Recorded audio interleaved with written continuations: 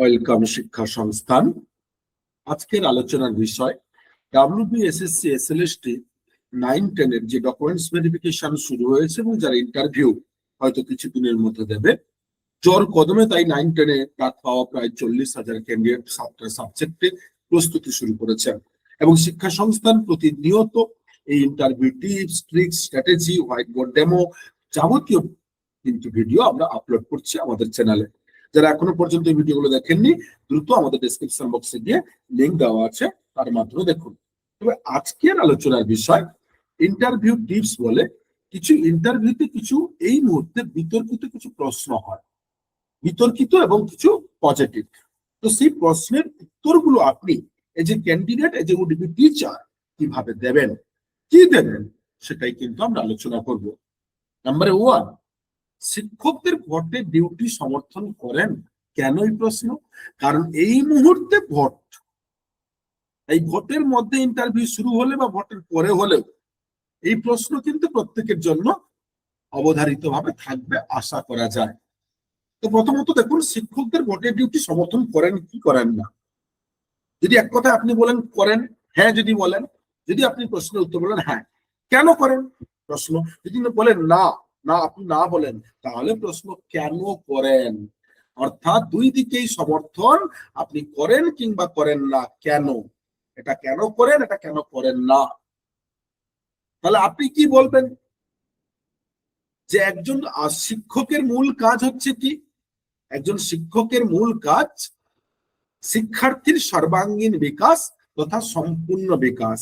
এই প্রশ্নের উত্তর কোনটা বলছি? যদি বলেন হ্যাঁ সমর্থন করেন যে সর্বাঙ্গীন বিকাশ, কিন্তু সর্বাঙ্গীন বিকাশের সাথে সাথে তাদের আদর্শ নাগরিক করে তোলাও একজন শিক্ষকের অন্যতম কাজ। তাহলে একজন শিক্ষকের প্রধান কাজ হচ্ছে সর্বাঙ্গীন বিকাশ শিক্ষার্থীর এবং আদর্শ নাগরিক গড়ে তোলা। তার সাথে সাথে সমাজের প্রতিটি কাজ, সমাজের দায়িত্ব কর্তব্য নিয়ম নীতি, দায়িত্ব কর্তব্য নিয়ম নীতি পালন করা এবং সুষ্ঠুভাবে যাতে সমাজ পরিচালিত হয়, সুষ্ঠুভাবে সমাজ যাতে পরিচালিত হয় তার দেখভাল করার দায়িত্ব শিক্ষকের। তাই শিক্ষককে ভোটের ডিউটি দিলে তার সেই দায়িত্ব কর্তব্য পালনের মধ্যেই পড়ে। তাহলে কি বললাম? যদি বলেন হ্যাঁ, তাহলে কেন না সর্বাঙ্গীন বিকাশ শিক্ষকের কাজ শিক্ষার্থীর এবং আদর্শ নাগরিক গড়ে তোলা, এই সমাজের দায়িত্ব কর্তব্য এবং সমাজকে সুষ্ঠুভাবে পরিচালনা করার দায়িত্ব, তাই ভোটের ডিউটি এই সুষ্ঠু সমাজ দায়িত্ব পরিচালনার মধ্যেই পড়ে।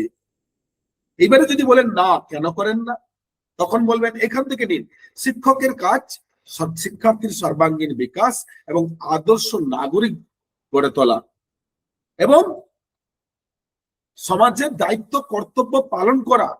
কিন্তু যদি ভোটের ডিউটিতে একজন শিক্ষক যান, তাহলে শিক্ষার্থীদের সর্বাঙ্গীন বিকাশে তথা শিক্ষাদানে তার ব্যাহত হবে, শিক্ষাদান ব্যাহত হবে। তাই শিক্ষার্থীরা সমস্যায় পড়বেন। তাই আমি ভোটের ডিউটি সমর্থন করি না। তবে প্রত্যেককে বলবো না বলবেন না কেউ, হ্যাঁ পজিটিভলি বলবেন। এবং বলার কারণটা কিন্তু এইরকম ভাবে আমরা যেটা বললাম এটাই করতে হবে তা নয়, জাস্ট আপনাকে হিটস দিলাম মাত্র, আপনি আপনার মতন করে আরো সহজ সরল করে তৈরি করতে পারেন। নেক্সট প্রশ্ন, যেটা সকল শিক্ষার্থীর জন্যই, আদর্শ বিদ্যালয় কি? আমরা কাকে বলবো আদর্শ বিদ্যালয়?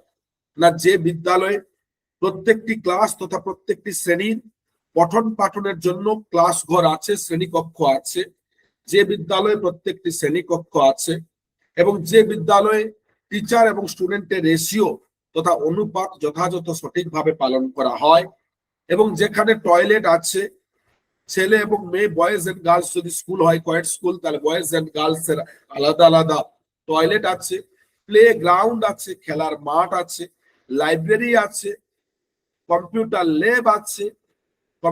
ল্যাব আছে, তাকেই কিন্তু বলা হয় কি না আদর্শ শিক্ষক বিদ্যালয়। তাহলে আদর্শ বিদ্যালয় কাকে বলে বা কি? না যে বিদ্যালয়ে প্রত্যেকটি ক্লাসে তথা শ্রেণীকক্ষ আছে, টিচার স্টুডেন্ট অনুপাত অনুসরণ করা হয়, টয়লেট আছে বয়েজ এন্ড গার্লস যদি কোয়েড স্কুল হয়, এবং প্লে গ্রাউন্ড আছে, লাইব্রেরি আছে, কম্পিউটার আছে, স্পেশালাইজড টিচার আছে, তাকেই বলে আদর্শ বিদ্যালয়।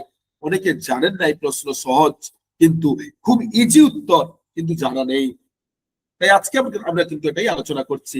নেক্সট, আদর্শ শিক্ষককে দেখুন, প্রথম প্রশ্নের উত্তরেই কিন্তু আমরা এটা বলে গেছিলাম, আদর্শ শিক্ষক তিনি যিনি শিক্ষার্থীর আগ্রহ অনুযায়ী তথা শিক্ষার্থীর আগ্রহ চাহিদা অনুযায়ী, আগ্রহ চাহিদা সামর্থ্য অনুযায়ী, শিক্ষার্থীর আগ্রহ চাহিদা সামর্থ্য অনুযায়ী তাদের সম্পূর্ণ বিকাশ ঘটাতে সক্ষম, সম্পূর্ণ বিকাশ ও আদর্শ নাগরিক, আদর্শ নাগরিক, শিক্ষার্থীর চাহিদা ইচ্ছা আগ্রহ অনুযায়ী সম্পূর্ণ বিকাশ আদর্শ নাগরিক গড়ে তুলতে সক্ষম, গড়ে তুলতে সক্ষম এবং শিক্ষক শিক্ষার্থীর সম্পর্ক খুব নিবিড়, খুব নিবিড়, নিবিড়, তাকেই বলে আদর্শ শিক্ষক। তাহলে যে শিক্ষক শিক্ষার্থীর আগ্রহ চাহিদা ইচ্ছা অনুযায়ী পাঠদান করেন, সম্পূর্ণ বিকাশ আদর্শ নাগরিক গড়ে তোলেন এবং শিক্ষক শিক্ষিকার শিক্ষার্থীর সম্পর্ক নিবিড় হয়, তাকেই বলা হয় আদর্শ শিক্ষক। তো এইরকম প্রচুর কন্টেন্ট রয়েছে যা এর আগের ভিডিওগুলোতে আমরা আলোচনা করেছি এবং পরের ভিডিও আলোচনা করব। তাই এখনো পর্যন্ত যারা আমাদের চ্যানেলটিকে আপনারা সাবস্ক্রাইব করেননি, দ্রুত করুন এবং নোটিফিকেশন বারণ করুন, কারণ আপনার সফলতাই আমাদের লক্ষ্য। তাই প্রতি মুহূর্তে আমরা বারবার বলছি, আপনারা এগিয়ে চলুন, আপনাদের সাথে পাশে সর্বদা আমরা শিক্ষা সংস্থান রয়েছি, আছি, থাকবো। ধন্যবাদ।